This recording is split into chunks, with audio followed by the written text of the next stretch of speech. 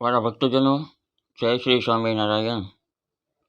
સદગુરુ શ્રી આધાનંદ સ્વામી પોતાના ગ્રંથ શ્રી હરિચરિત્રામૃત સાગર ગ્રંથમાં લખે છે કે ત્યાગી થઈને જે ધન તથા સ્ત્રી રાખે છે તે ભગવાન શ્રી હરિથી વિમુખ છે. તે વર્ણ અને આશ્રમના મળ કહેવાય. જેણે ધન અને સ્ત્રીનો ત્યાગ કર્યો છે ત્યાગીની પરંપરાના છે.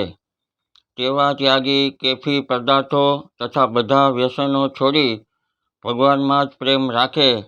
ઉદ્ધવી મહાદીક્ષા પામેલા સાધુ બ્રહ્મચારીઓ માટે ધન અને સ્ત્રીનો ત્યાગ મુખ્ય છે.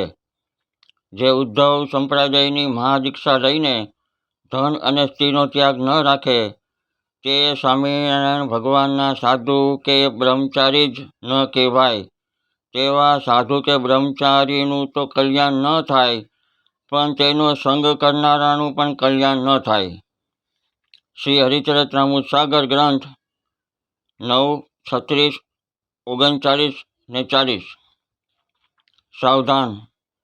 મૂળ ઉદ્ધવ શ્રી સ્વામિનારાયણ સંપ્રદાયની મહાદીક્ષા લીધેલ છે એ જ સાધુની આ વાત છે.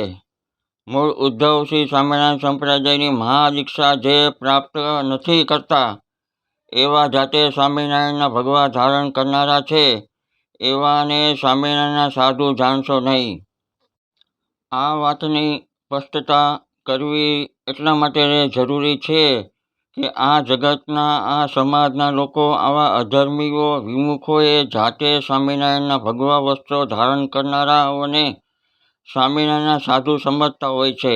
એવા ડુપ્લિકેટ ઢોંગી સાધુઓની આ વાત નથી. માટે આ વાતની સ્પષ્ટતા કરવી જરૂરી છે.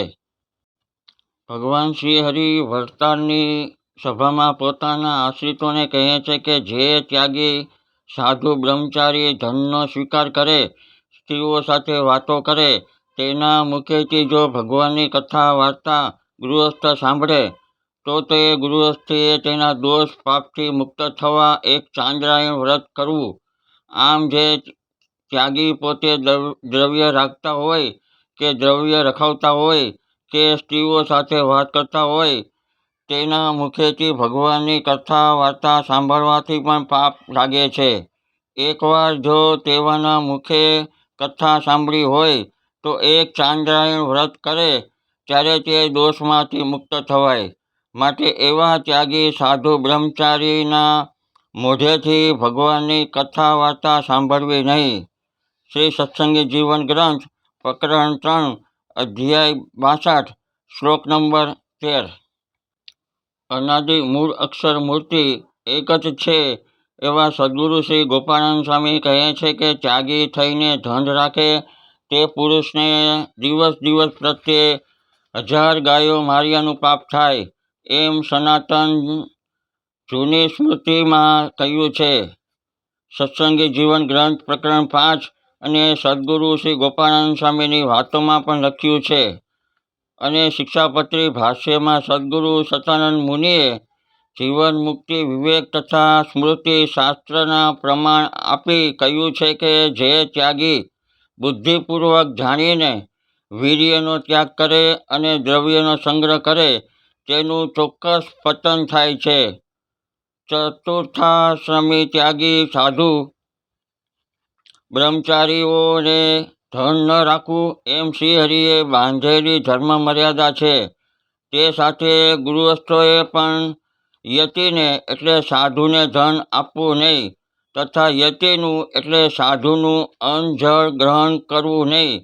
તેમ શ્રીહરિની સ્પષ્ટ આજ્ઞા છે તેમ શ્રીહરિજીએ કહ્યું છે. માટે જે પોતાનું કલ્યાણ ઈચ્છતા હોય તે આવા ઢોંગી બાબાઓનો સંગ અને પક્ષનો તત્કાળ ત્યાગ કરવો, કારણ કે તેમનું પતન નિશ્ચિત જ છે એમ ભગવાન શ્રીહરિ આપણને સર્વને સાવધાન કરે છે. ભક્તો, મારા મોઢાની સર્જરી 10 વર્ષ પહેલાં કરેલ હોવાથી આપને મારા શબ્દો બરોબર ન સમજાયા હોય તો તે બદલ મને ક્ષમા કરશો. અસ્તુ. હિતેશ શ્રી વાળાના. જય શ્રી સ્વામિનારાયણ.